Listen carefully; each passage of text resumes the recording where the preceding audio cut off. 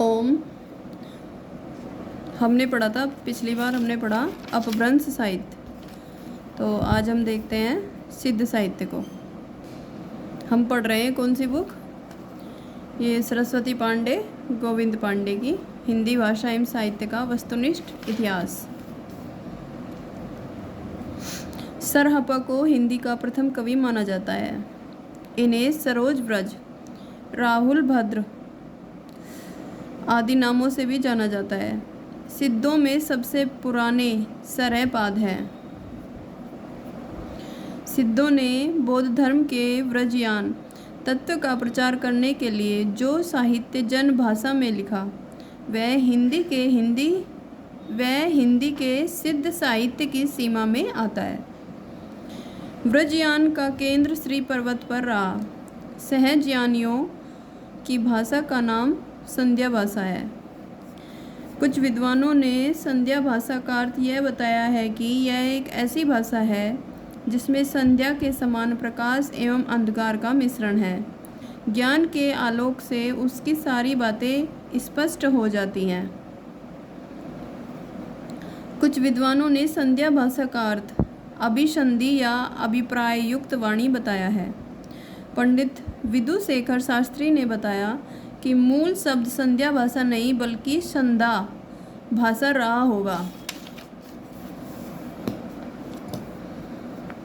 ज्योतिश्वर ठाकुर रचित वर्ण रत्नाकर नामक 14वीं शताब्दी के मैथिली ग्रंथ में 84 सिद्धों के नाम दिए गए हैं। सहजयानियों की संध्या भाषा का प्रभाव संत कवियों पर भी पड़ा और वे उलटवासियाँ लिखने लगे। राहुल साकृत्यानन ने सरहदपाद का समय 769 ईस्वी स्थिर किया है। विनय तोष भट्टाचार्य ने सरहदपाद का समय विक्रम संवत 690 से 633 ईस्वी स्थिर किया है। इनके लिखे गए 32 ग्रंथ बताए जाते हैं, जिनमें दोहा कोश सबसे प्रसिद्ध है। महामहोपाध्याय हरप्रसाद शास्त्री द्वारा संपादित बोधगान ओ दोहा में सरहदपाद का कृष्णाचार्य का दोहा संग्रहित है। महामहोपाध्याय हरप्रसाद शास्त्री ने बोधगान ओ दोहा में संग्रहित पुस्तकों की भाषा को प्राचीन बंगला कहा है। दोहा कोश का संपादन डॉक्टर प्रबोध चंद्र बागची ने किया। दोहा कोश में तिल्लोपा, सरहपा, कण्हपा के दोहे संग्रहित हैं। सरहपा की जीवन दृष्टि संक्षेप में इस प्रकार है: सहज संयम, पाखंड और आडंबर विनाश, गुरु सेवा, सहज मार्ग, महासुख की प्राप्ति।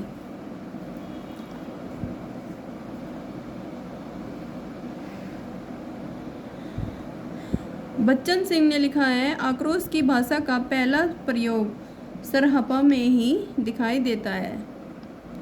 सिद्धों की भाषा को संध्या भाषा का नाम मुनि दत्त या अद्वैव्रज ने दिया। सबरपा सैरपा के शिष्य तथा लुईपाद के गुरु थे। सबरों की वेशभूषा में रहने के कारण इनका नाम सबरपाद पड़ा। इनका जन्म क्षत्रिय कुल में सन 780 ईस्वी में हुआ। चर्यापद सबरपा की प्रसिद्ध पुस्तक है। चर्यापद एक प्रकार का गीत है जो सामान्यतः अनुष्ठानों के समय गाया जाता है। चर्यापद संधा भाषा के दृष्टकूट में लिखी गई है, जिसके दूरे अर्थ होते हैं। सिद्ध साहित्य में दोहा कोश की रचना परिनिष्ठित अपभ्रंश में हुई है तथा चर्यापदों की अवहट में। सिद्धों का दोहा और चर्यापद संत साहित्य में क्रमशः साखी और शब्दी में किंचित रूपांतरित हो गया। लुईपा का जन्म राजा धर्मपाल के शासनकाल में सन 773 ईस्वी में एक कायस्थ परिवार में हुआ था। लुईपा सबरपा के शिष्य थे। 84 सिद्धों में लुईपा का स्थान प्रथम तथा सबसे ऊंचा माना जाता है। लुइपा साधना में इतने ऊंचे थे कि उड़ीसा के राजा दारिकपा और उनके मंत्री डोंगीपा उनके शिष्य हो गए थे। डोंबीपा का जन्म मगध के क्षत्रिय वंश में 840 ईस्वी के आसपास हुआ। इनके द्वारा रचित 21 ग्रंथ बताए जाते हैं, जिनमें डोंबी गीतिका, योगाचार्य, अक्षरद्वीकोपदेश आदि प्रसिद्ध है। डोंबीपा विरूपा के शिष्य थे। कण्हपा सिद्धों में सर्वश्रेष्ठ विद्वान तथा सबसे बड़े कवि थे।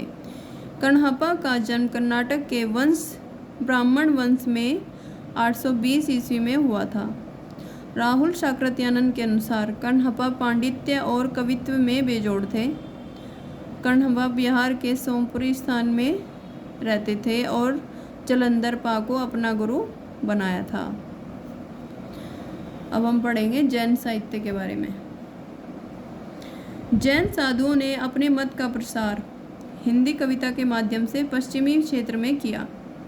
रास काव्य परंपरा में प्राचीनतम ज्ञात ग्रंथ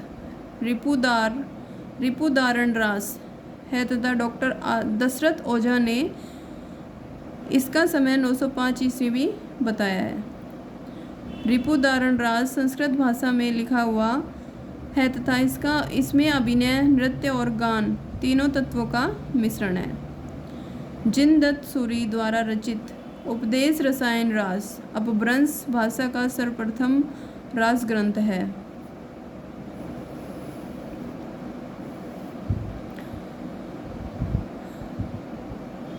अपभ्रंश भाषा का दूसरा रास तथा रासक काव्य अब्दुल रहमान द्वारा रचित संदेश रासक है।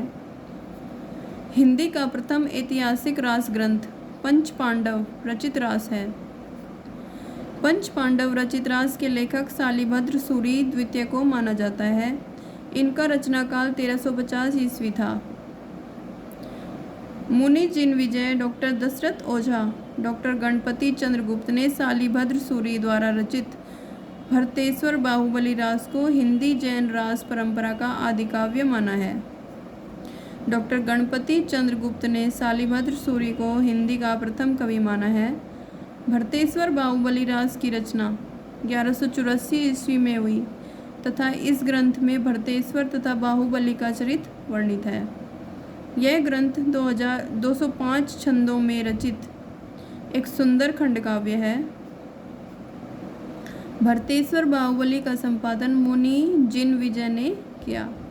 प्रसिद्ध जैन आचार्य देवसेन कृत श्रावकाचार्य को डॉक्टर नगेंद्र ने हिंदी की प्रथम रचना माना है।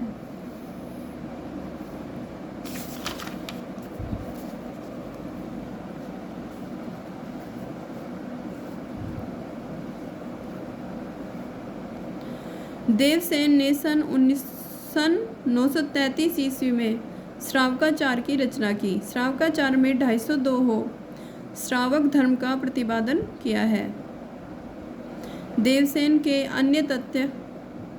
अन्य ग्रंथ हैं न्याय चक्र, दर्शन शास्त्र, भाव संग्रह, आराधना सार और तत्वसार तथा साव्य धम दोहा। इन ग्रंथों में इनका न्याय चक्र बहुत प्रसिद्ध है। देवसेन के न्याय चक्र को लघु न्याय चक्र का नाम भी दिया गया है। देवसेन अपने ग्रंथ में जैन धर्म के अनेक संघों की उत्पत्ति लिखी है, जिसे उन्होंने जैनाभास का नाम दिया। वृद्धयन चक्र की रचना देवसेन के शिष्य माल्य धवल ने किया, जो कि देवसेन के नाम से प्रसिद्ध है। वृद्ध न्याय चक्र का वास्तविक नाम दव सहाव पयास द्रव स्वभाव प्रकाश है। पहले यह ग्रंथ दोहा बंद में था, किंतु बाद में किसी शुभंकर के कहने से प्राकृत में गाथा बंद कर दिया गया। द्रव स्वभाव प्रकाश पुरानी हिंदी का अपभ्रंश भाषा में लिखा था। दव्य सहाव प्रयास इस प्राकृत भाषा में मिलती है। दव्य सहाव प्रयास माल्य धवल की रचना है। शालिभद्र सूरी के बुद्धि रास नामक ग्रंथ का संग्रह उनके शिष्य शिवी ने किया था। आशुक नामक कवि ने जालोर में लगभग 1200 ईस्वी के आसपास 35 छंदों का एक लघु खंड काव्य चंदन बाला रास नाम से लिखा। आशुक ने जीवदया रास नामक एक अन्य ग्रंथ की भी रचना की। जिन्न धर्मसूरी ने 1209 ईस्वी में स्थूली भद्र रास की रचना की। स्थूली भद्र रास में रचयिता का नाम जिणधाम मिलता है, जो जिन धर्म का ही पर्याय समझा जाता है।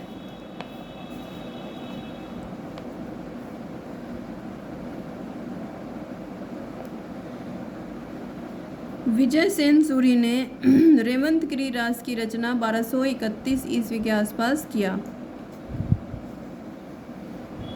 रेवंतगिरी रास में जैन तीर्थ रेवंतगिरी तथा तीर्थंकर नेमिनाथ की प्रतिमा के महत्व का प्रतिपादन ऐतिहासिक एवं पौराणिक इतिवृत्त तथा प्राकृतिक सौंदर्य के आधार पर किया गया है।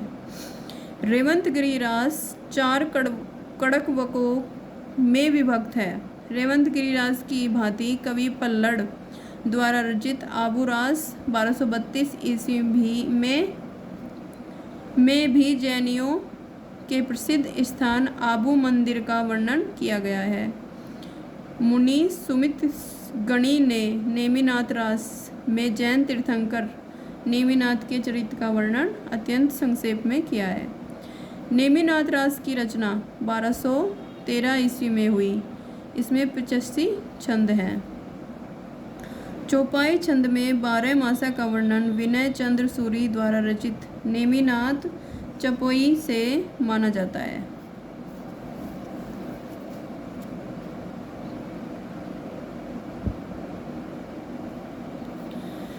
विनय चंद्र सूरी की रचना अन्य रचनाएं मल्लीनाथ महाकाव्य है, पार्श्वनाथ चरित, कल्पनिरुक्त, उभय एसमाला, कहानियाँ, छप्पई आदि है। तो कल हम पढ़ेंगे जैन रास परंपरा के अन्य कवि और उनके काव्य। मिलते हैं आपसे अगली वीडियो में।